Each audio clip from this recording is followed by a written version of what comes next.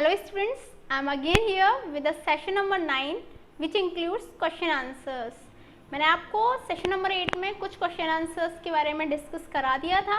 अब जो remaining question answers हैं हमारे इस चैप्टर के, that is chemical reactions and equations के, वो हम इस सेशन में डिस्कस करने वाले हैं. So let's start. First is balance the following chemical equations. जो केमिकल इक्वेशंस गिवन है हमें उन्हें क्या करना है, बैलेंस करना है. यहाँ पे देख सकते हो आप HNO3 COH का होल ट्वाइस CaNO3 का होल ट्वाइस प्लस H2O. इन्हें बैलेंस करने के लिए HNO3 के आगे हमें 2 लगाना पड़ेगा और H2O के आगे भी 2 लगाना पड़ेगा. उसके बाद आप काउंट कर सकते हो रिएक्टेंट्स की साइड में जितने एटम्स प्रेजेंट है उतने ही प्रोडक्ट्स की साइड में भी प्रेजेंट होंगे. NOH plus H2SO4 gives Na2SO4 plus H2O. इसे बैलेंस करने के लिए आपको NaOH के आगे 2 लगाना होगा और H2O के आगे भी 2 लगाना होगा. उसके बाद आप काउंट कर सकते हो रिएक्टेंट और प्रोडक्ट दोनों की साइड जो नंबर ऑफ एटम्स हैं वो इक्वल होंगी. Third is NaCl plus AgNO3 gives AgCl plus NaNO3. ये जो रिएक्शन है ऑलरेडी बैलेंस है, इसमें हमें कुछ लगाने की रिक्वायरमेंट नहीं है क्योंकि यहाँ पे भी Na का 1 एटम है, यहाँ पे भी Na का 1 एटम है, Cl का भी 1 एटम है, Cl का यहाँ पे भी 1 एटम है, Ag का यहाँ पे 1 एटम है, यहाँ पे भी 1 और NO3 दैट इज ये जो इक्वेशन है ऑलरेडी बैलेंस है तो इसको हम ऐसे ही लिख देंगे. फोर्थ है BaCl2 plus H2SO4 gives BaSO4 plus HCl. That is BaCl2 की रिएक्शन H2SO4 के साथ जब हम कराएंगे तो BaSO4 और HCl का फॉर्मेशन होगा. उसके लिए हमें HCl के आगे 2 लगाना पड़ेगा. Clear. The next question is right the balance chemical equation for the following reactions. जो फॉलोइंग रिएक्शंस हैं उनके लिए हमें क्या लिखनी है, बैलेंस केमिकल इक्वेशंस लिखनी है. तो कैल्शियम हाइड्रोक्साइड का फॉर्मूला होता है CaOH का होल ट्वाइस. कार्बन डाइऑक्साइड का फॉर्मूला हो गया CO2. कैल्शियम कार्बोनेट का फॉर्मूला क्या हो गया CaCO3 और वाटर का H2O. रिएक्शन ऑलरेडी बैलेंस है. जिंक का फॉर्मूला हो गया Zn. सिल्वर नाइट्रेट को हम AgNO3 लिखते हैं, जिंक नाइट्रेट को ZnNO3 का होल ट्वाइस और सिल्वर को Ag.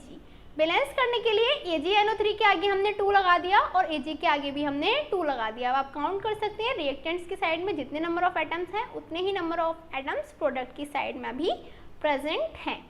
Third is aluminium plus copper chloride that is Al plus CuCl2 gives aluminium chloride plus AlCl plus copper that is AlCl3 plus Cu. अब यहाँ पे balance करने के लिए हम एल्यूमिनियम के आगे 2 लगा लेंगे, CuCl2 के आगे भी 3 लगा लेंगे, AlCl3 के आगे 2 लगाएंगे और कॉपर के आगे 3 लगाएंगे. उसके बाद आप देख सकते हैं कि ये जो इक्वेशन है वो फुली बैलेंस है. फोर्थ है barium chloride plus potassium sulphate gives barium sulphate plus potassium chloride that is BaCl2 plus K2SO4 gives BaSO4 plus 2KCl. तो ये जो रिएक्शन है इसे बैलेंस करने के लिए हमें क्या करना पड़ेगा, KCl के आगे 2 लगाना पड़ेगा. उसके बाद आप काउंट कर सकते हैं रिएक्टेंट साइड में जितने नंबर ऑफ एटम्स प्रेजेंट है उतने ही प्रोडक्ट साइड में भी प्रेजेंट होंगे. Next question is right the balance chemical equation for the following and identify the types of reactions in each case. इसमें हमें क्या करना है, बैलेंस केमिकल इक्वेशंस लिखनी है, साथ ही में जो टाइप है रिएक्शन का वो भी बताना है. So the first is potassium bromide plus barium iodide gives potassium iodide plus barium bromide that is KBr plus BaI2 gives Ki plus BaBr2. इसे बैलेंस करने के लिए KBr के आगे हमने 2 लगा दिया और Ki के भी आगे 2 लगा दिया. इक्वेशन बैलेंस हो गई. और ये टाइप किसका होगा, डबल डिस्प्लेसमेंट का. क्यों, क्योंकि डबल डिस्प्लेसमेंट रिएक्शंस क्या होती हैं, जब कंपाउंड्स के बीच में रेडिकल्स का इंटरचेंज होता है. यहाँ पे KBr Ki बन रहा है और BaI2 BaBr2 का फॉर्मेशन कर रहा है. यहाँ पे डबल डिस्प्लेसमेंट हो रहा है इसलिए डबल डिस्प्लेसमेंट रिएक्शन हो गई. सेकंड है zinc carbonate gives zinc oxide plus carbon dioxide. ZnCO3 को जब हीट करते हैं तो ZnO प्लस CO2 का फॉर्मेशन होता है. तो ये क्या हुआ, ZnCO3 जो एक कंपाउंड था वो 2 अलग अलग सब्सटेंसेस में चेंज हो गया, ब्रेक हो गया. और ये ब्रेक किसकी वजह से होता था, डिकम्पोजिशन रिएक्शन की वजह से. अब क्योंकि हीट का यूज हो रहा है तो ये कौन सा डिकम्पोजिशन हो गया, थर्मल डिकम्पोजिशन. थर्ड है hydrogen plus chlorine gives hydrogen chloride that is H2 plus Cl2 gives 2HCl. Balance करने के लिए हमने HCl के आगे 2 लगाया है। टाइप क्या हो गया ये? कॉम्बिनेशन का। क्यों? क्योंकि 2 सब्सटेंसेस मिलके एक सब्सटेंस का फॉर्मेशन कर रहे हैं, जो हमारा कॉम्बिनेशन रिएक्शंस में होता था। फोर्थ है magnesium plus hydrochloric acid, that is Mg plus 2HCl gives MgCl2, मतलब magnesium chloride plus hydrogen H2। तो इसमें क्या हुआ? बैलेंस करने के लिए HCl के आगे हमने 2 लगाया। अब यहाँ पे क्या हुआ? Mg ने H को डिस्प्लेस करके मैग्नीशियम क्लोराइड का फॉर्मेशन किया, दैट इज यहाँ पे एक सब्सटेंस का, एक आयन का, एक एटम का डिस्प्लेसमेंट हो रहा है, ठीक है। तो ये क्या हुआ? Single displacement reaction. यदि डबल का होता तो वहाँ पे डबल डिस्प्लेसमेंट रिएक्शन हो जाता। Next question is what does one mean by exothermic and endothermic reactions? Give examples. Exothermic और एंडोथर्मिक रिएक्शंस क्या होती हैं? मैंने आपको बताया हुआ है, a reaction is called exothermic. Exothermic का मतलब क्या होता था? Out plus heat, out plus heat. तो ये क्या होगा? एक्सोथर्मिक होगा। When heat is given out during that change, मतलब वो रिएक्शन एक्सोथर्मिक होगी जब हीट निकले, मतलब हीट गिवन आउट हो, दैट इज CaO और H2O के साथ जब रिएक्शन होती है तो CaOH का H2S लाइम बनता है, लेकिन साथ में हीट का फॉर्मेशन होता है। तो ये हो गई एक्सोथर्मिक रिएक्शन। जबकि एंडोथर्मिक रिएक्शन में क्या होता है? A change is called endothermic when heat is absorbed by the system. वहाँ पे तो हीट निकलती है, जबकि यहाँ पे हीट हमें देनी पड़ती है। यहाँ पे जो सिस्टम होता है वो हीट को एब्जॉर्ब करता है। फेरस सल्फेट को जब हम हीट प्रोवाइड करेंगे तब वो ferric oxide plus SO2 plus SO3 में कन्वर्ट हो जाएगा, और ये किसका एग्जाम्पल हो गया? एंडोथर्मिक रिएक्शंस का। तो जहाँ पे हीट गिवन आउट हो वो एक्सोथर्मिक रिएक्शंस, और जहाँ पे हीट एब्जॉर्ब हो वो endothermic reactions. Next is Why is respiration considered an exothermic reaction?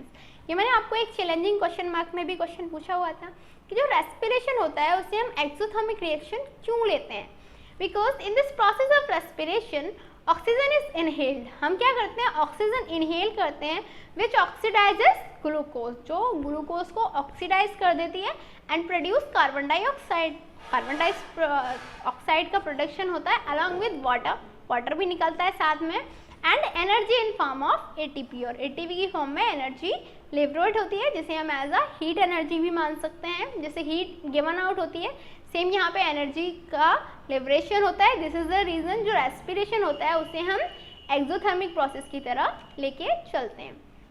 Next question is write one equation each for decomposition reactions where energy is supplied in the form of heat, light and electricity। मैंने आपको बताया था decomposition reaction 3 type से होती हैं। एक जब heat provide करते हैं, दूसरा जब लाइट प्रोवाइड करते हैं, और तीसरा जब इलेक्ट्रिक करंट प्रोवाइड करते हैं। एग्जाम्पल देने हैं हमें यहाँ पे, तो CaCO3 को जब हीट करते हैं तो CaO प्लस CO2 में कन्वर्ट हो जाता है। AgCl की रिएक्शन लाइट की प्रेजेंस में करते हैं तो Ag प्लस Cl2 का फॉर्मेशन होता है। H2O की रिएक्शन जब इलेक्ट्रिक करंट करते हैं तो वो डिकम्पोज हो जाता है H2 प्लस O2 में। तो ये एग्जाम्पल हो गए हीट, लाइट और इलेक्ट्रिक करंट की प्रेजेंस में डिकम्पोजिशन कैसे होता है उसके। Next question is what is the difference between displacement and double displacement reactions? Right equations for these reactions.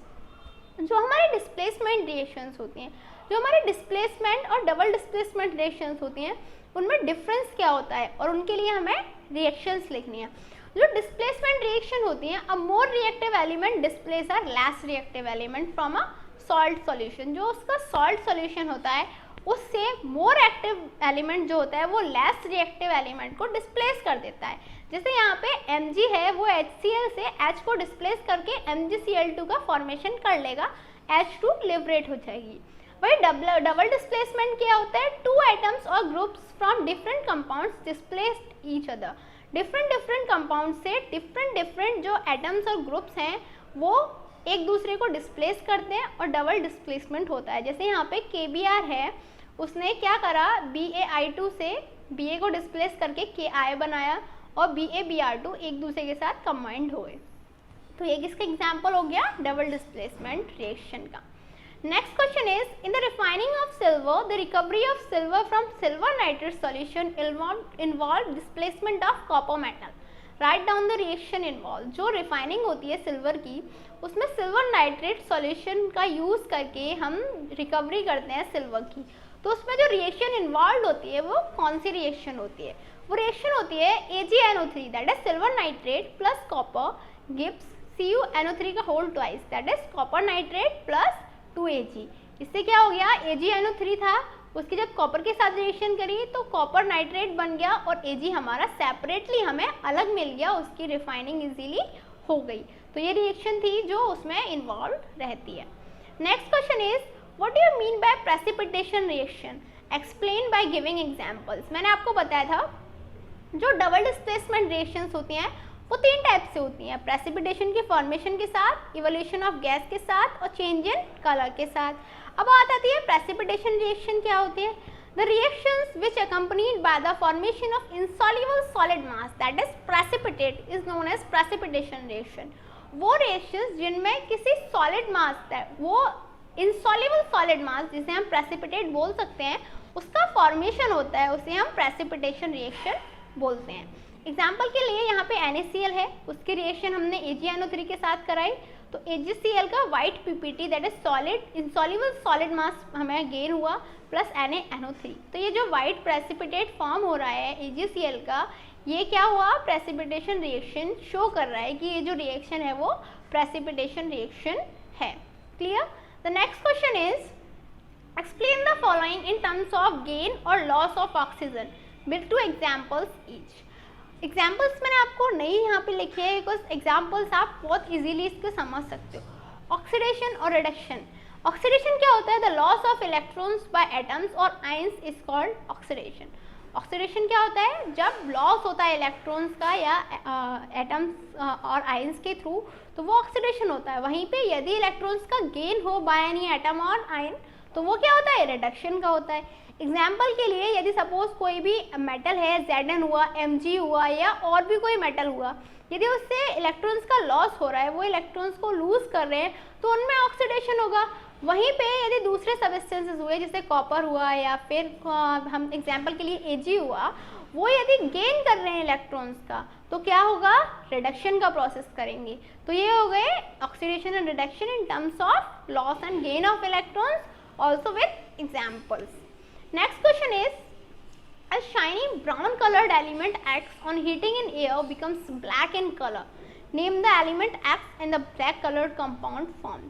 जो shiny brown color का element होता है X, उसकी जब reaction करते हैं हम air की presence में, तो वो black color का हो जाता है। तो वो क्या होता है, हमें element का नाम बताना है और जो black colored compound form होता है उसका भी name बताना है।